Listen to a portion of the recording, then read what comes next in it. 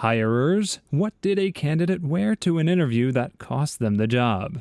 Story 1. I sometimes do campus recruiting and interviews, but don't make final hiring decisions.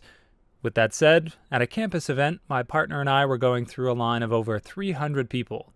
We scan their resume, ask a bunch of questions to get them in our system, and add some quick comments and suggestions. Had a person wait in line for several hours. When she got to me, she had no resume and still had on pajamas. Now, I never try to judge a book by its cover, but I have to get through a person in under 4 minutes on average and have about 20 questions to ask to put info for HR into our system.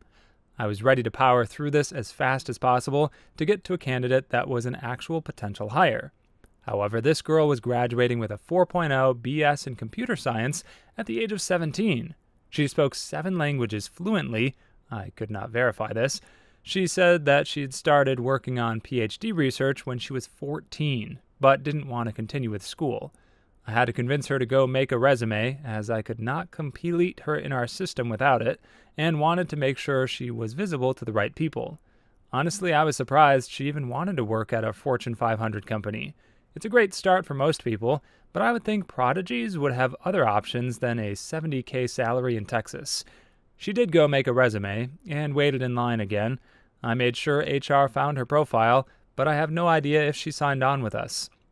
I'm surprised a prodigy finishing computer science at 17 and already working on a PhD thesis wasn't interested in going to academia. As someone who knows a lot of smart people, academia is absolutely not for everyone. Dad quit a tenured professorship because he couldn't freaking deal with the poopy parts of the job. Story 2. I think the fad of using room scent and laundry scent is behind this. Some bozo chooses to use gain and bounce and scented candles, etc., etc. They're breathing strong synthetic fragrance nonstop 24/7. That numbs their sense of smell, so that they can't smell their perfume or cologne unless they use a crazy amount. For example, the stinkiest person I ever encountered was a physiotherapist who happened to make a little rant about how unprofessional healthcare workers who use scent are. Because it blocks access to a basic need for tons of people who have reactions like asthma.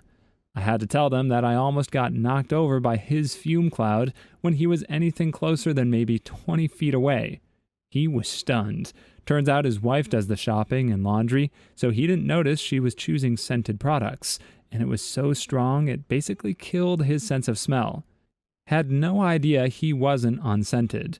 Basically boasted about being unscented, but was extremely offensively scented. Like you touch a pen after he does, and your hand stinks the rest of the day. And he did not know. Wild. In this case, he was not using cologne, it was laundry scent, and maybe room scent. But his case illustrates how trusting your nose to tell you how scented you are just does not work. Story 3. Obligatory not a hirer, but an interviewee. I went for an interview at an insurance firm when I was 19. I was wearing office wear, so smart casual, but when I left my house, I realized it was tipping it down, so went back inside to grab my jacket, which was an Adidas striped hoodie type jacket. I literally didn't think anything of it. I got to my interview, took the jacket off as soon as I entered the building, and hung it up on the hook because it was soaking wet. Had my interview, thought it went well, and just as I was grabbing my jacket off the hook, my interviewer told me maybe for next time I went for an interview to leave the jacket at home, as it looked unprofessional. That makes me think poorly of them, not you. My word, formal raincoats are costly, and you'd only use one a handful of times per decade. Why should an unemployed person waste their money on having one handy just on the off chance it rains during their trip to an interview? Well, how dare you be unemployed for 19 years? It's obviously his fault.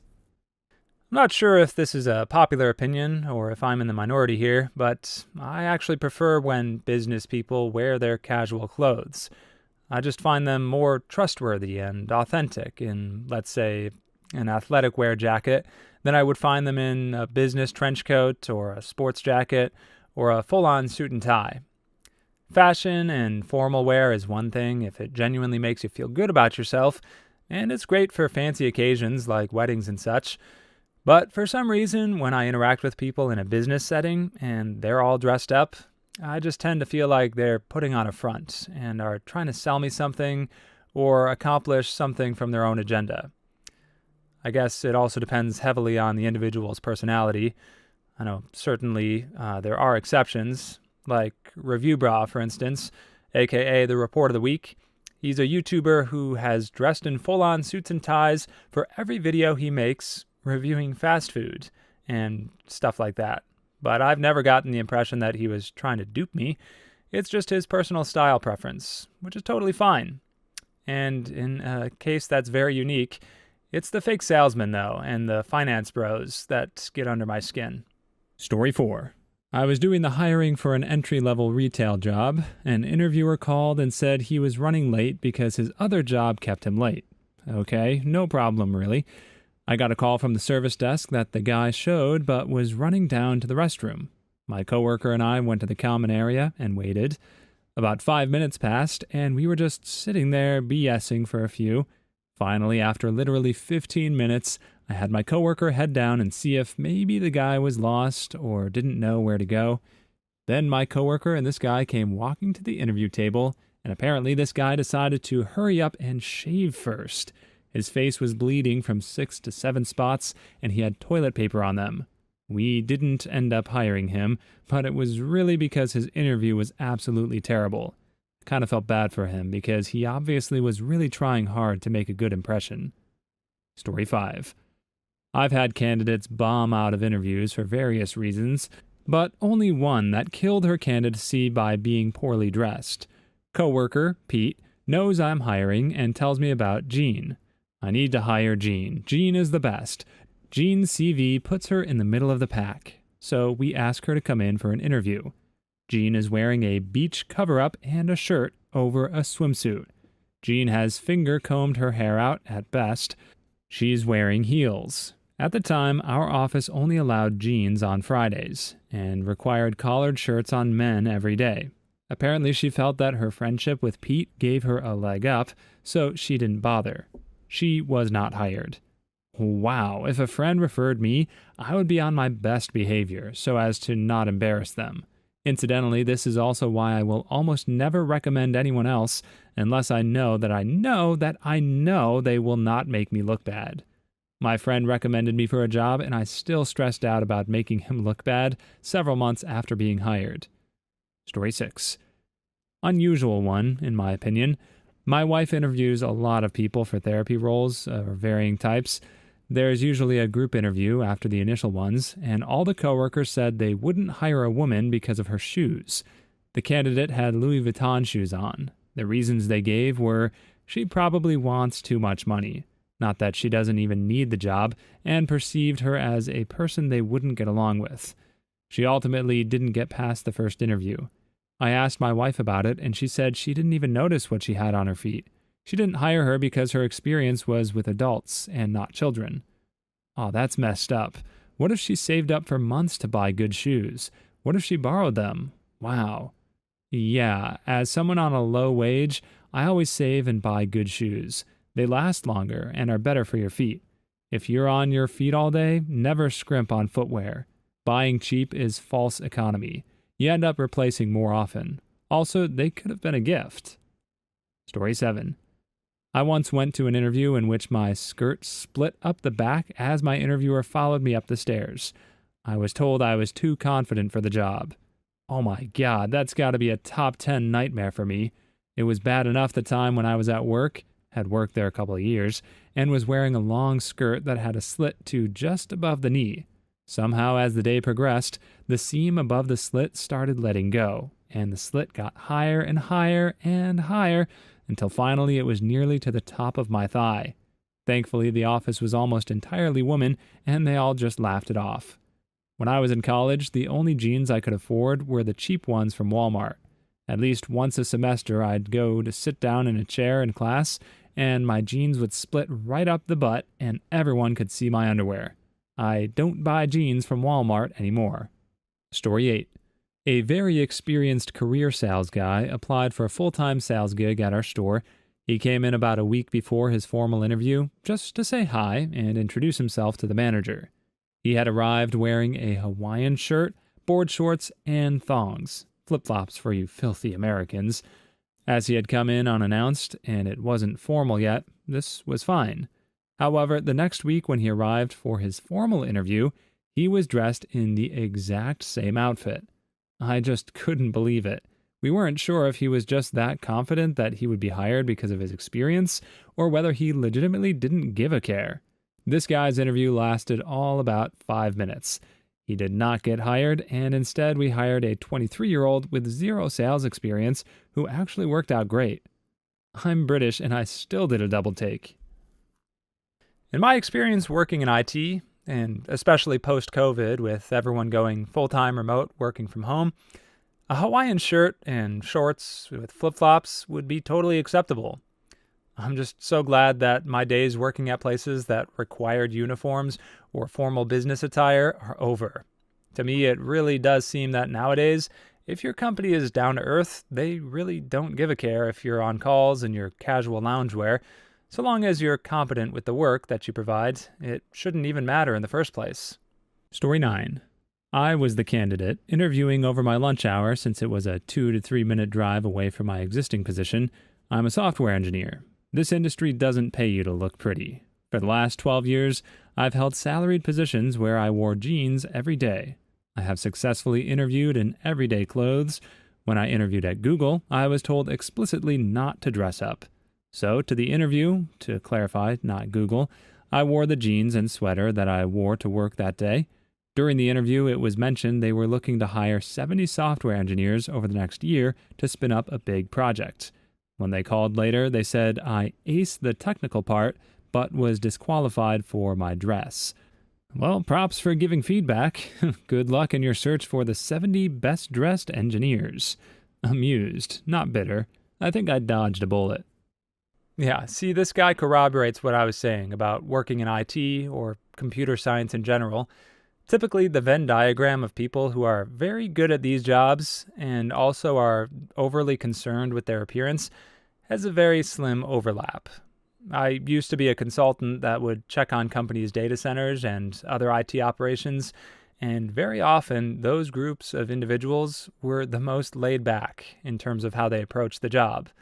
Long hair, sometimes braided beards, shorts and t-shirts, rock'em sock'em robots, and random gaming paraphernalia strewn about their workstations, but they always were experts in the systems that they oversaw, so their work speaks for itself. Story 10. Interviewee, not a hirer for this, but just out of college, I could not get a job. Got to the point where I was applying everywhere. Showed up in my slacks, shirt, and tie to an interview at a gas station market. I was told no guy that wears a tie to an interview is going to stay there long enough to be considered as hireable. So basically, I overdressed, and my interview was just long enough to tell me that no way were they going to hire someone who wore a tie to the interview. Goodbye. Story 11. Full club attire, clothes, and makeup. I work in an office building for a healthcare company. Chick had a super short, sparkly silver dress and 6-inch heels. I don't know how she sat down without the dress ripping. Maybe she was a stripper who just finished her college degree and couldn't quit her old job until she got a new one, and you scheduled your interview at such a time as she did not have time to change out of her work attire. Sometimes people haven't yet grasped the idea that club dressed up and work dressed up and wedding dressed up are all different things. And then someone tells them to dress up for an interview, and they wear their best outfit, their best clubbing outfit. Story 12. I heard about this one after being hired. I work at a large retail chain that's not Walmart. We used to have a coffee shop near our deli area, but the contract expired with that company, and corporate was looking for the next big thing. All set up for an interview and meeting with an up-and-coming coffee chain, and in walks a man with dreads, wearing a tank top, shorts, and flip-flops for the interview. They didn't even continue the meeting, just told him they were no longer interested based on his appearance. That guy owned Dutch Bros.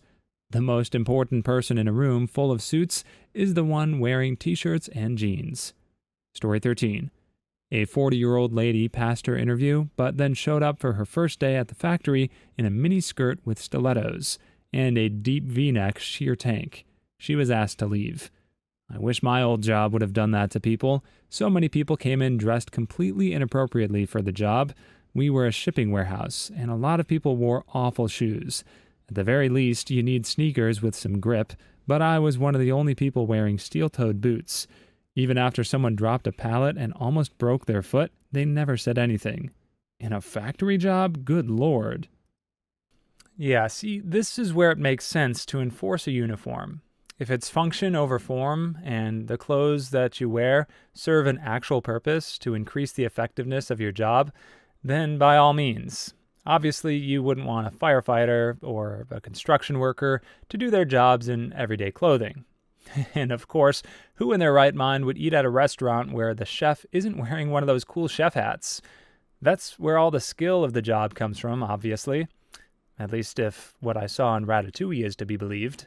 Story 14. Not an interview, but I worked for a video webcast company and we hired freelancers to operate our cameras sometimes when we were short-staffed. The rule is that you wear all black so you blend into the background. Freelancer showed up in a tie-dye sweatshirt and cargo shorts. He ended up operating a camera right next to the head of the bioethics committee that reports directly to the president. Not only did we not ever hire him again, the client asked us to never bring him back. That's when you tell him to go change or don't come back. Similarly, why you wouldn't ever want a meteorologist on TV to wear green while giving the weather report, else it'll mess with the green screen. Same reason you won't ever see me wearing green here, despite it being my favorite color. Story 15. Good software engineers are a privilege to hire. Disqualifying a validated good candidate because of dress demonstrates stupidity in management. Won't be the last time they make a dumb decision. I feel this way about every non-customer facing role. Yeah, I will dress up for my interview, but it feels like a sham. Once I get the position, I will be holed up in my cube, never having a face-to-face encounter with anyone and only communicating digitally. Why bother with the charade? Customer-facing roles, I can see this being something to look for, though. Story 16. Did the hiring for an ambulance company. Had someone call and ask for the dress code prior to their interview. I always tell people to wear something they feel is comfortable but appropriate. He showed up in a t-shirt with cannabis leaves on it. I didn't finish the interview. While I don't disagree with the legislation of it, I feel it would be irresponsible for me to hire someone that promotes drug use. Mainly because paramedics handle narcotics. In case anyone was wondering, I would have done the same if it was an alcohol reference. Story 17. Not what they wore, but their email address on their resume was a description of their breast size preference. I had a guy use an email with a domain that was really strange sounding, so we went and looked it up. It was his own personal cult website about how he believes he's the next coming of Christ and that the world is ending really soon. We decided to pass.